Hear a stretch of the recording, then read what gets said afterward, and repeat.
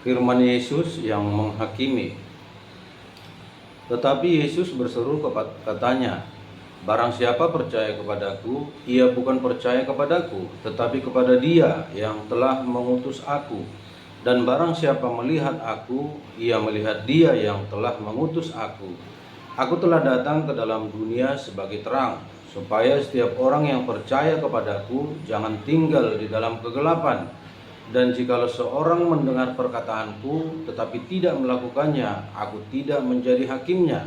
Sebab aku datang bukan untuk menghakimi dunia, melainkan untuk menyelamatkannya. Barang siapa menolak aku dan tidak menerima perkataanku, ia sudah ada hakimnya, yaitu firman yang telah kukatakan. Itulah yang akan menjadi hakimnya pada akhir zaman." Saudaraku yang dikasihi oleh Tuhan, Tuhan Yesus mengatakan, barang siapa percaya kepadanya, ia percaya kepada Bapa, sebab Yesus berasal dari Bapa. Dan orang yang melihat Yesus, ia sudah melihat Bapa, sebab Yesus berasal dari Bapa. Yesus adalah yang kudus dari Allah. Yesus adalah firman Allah yang menjadi manusia. Jadi siapa yang percaya Yesus, dia percaya kepada Allah yang Maha Kuasa. Sebab Yesus berasal dari Allah yang Maha Kuasa, keluar dari Allah yang Maha Kuasa. Barang siapa melihat Yesus, ia telah melihat Allah. Tetapi akan ada orang yang tidak taat, ada orang yang tidak percaya.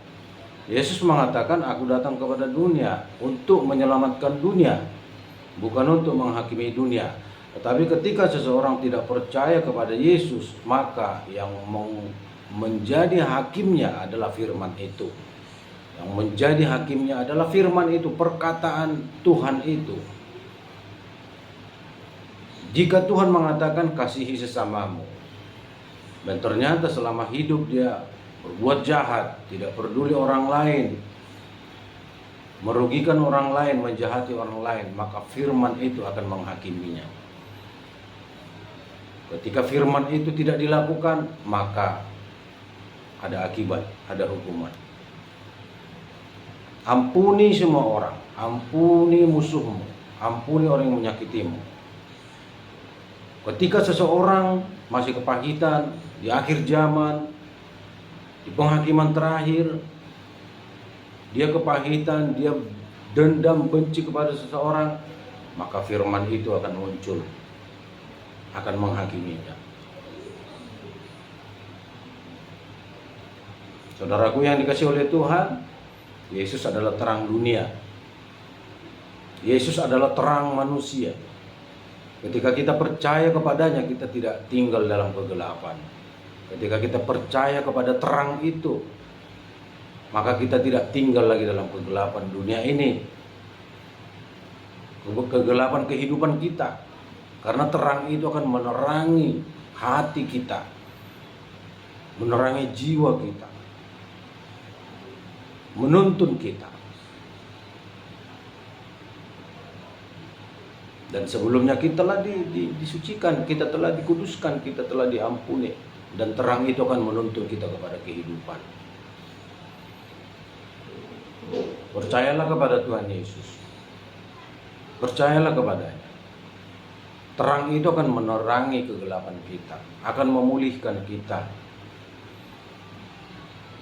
Yesus adalah berkat terbesar bagi dunia ini, berkat terbesar dari Allah yang Maha Kuasa. Yesus adalah terang manusia yang menerangi kegelapan kita.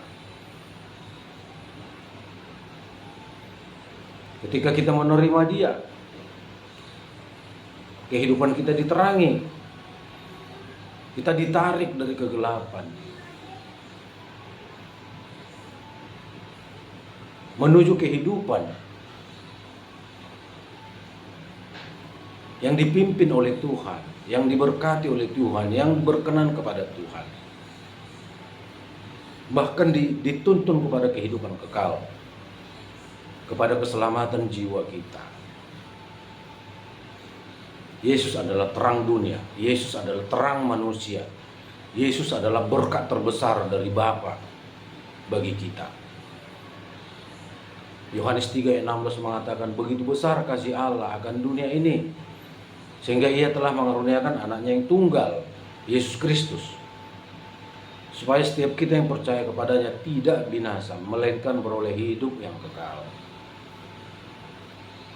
Yesus adalah kehidupan kita. Yesus adalah keselamatan kita. Yesus adalah penolong kita. Yesus adalah perisai kita. Yesus adalah pembela kita. Yesus adalah Tuhan dan Juru Selamat kita. Yesus adalah Allah kita yang Maha Kuasa. Allah yang memberi dirinya dilihat, memberi dirinya disentuh. Ketika zaman murid-murid masih bersama dengan dia, mereka melihat dia, melihat firman yang menjadi manusia itu. Mereka mendengar perkataan yang Maha Kuasa itu. Mereka bisa menyentuh dia, menyentuh firman yang menjadi daging itu. Dan sekarang dia telah kembali ke asalnya, ke tempatnya semula dalam kemuliaannya di dalam sorga, di sisi Allah Bapa. Namun dia tidak berubah. Dia tidak berubah dahulu, sekarang, dan selama-lamanya. Dia tetap menyertai kita oleh rohnya, Roh Kudus yang dikaruniakan bagi kita yang percaya. Roh Kudus menyertai kita. Roh Kudus membimbing kita ke dalam seluruh kebenaran, membimbing kita kepada tujuan Allah, yaitu keselamatan kita, yaitu kehidupan kita yang menjadi berkat di tengah-tengah dunia ini, kehidupan kita yang mempermuliakan Dia. Percayalah kepada Yesus. Ketika kita percaya kepada Yesus, kita percaya kepada Allah. Kehidupan kekal menjadi milik bagian kita. Dan kita berjuang di tengah-tengah dunia ini dengan pertolongannya, dengan bantuannya, dengan bimbingan Roh Kudusnya.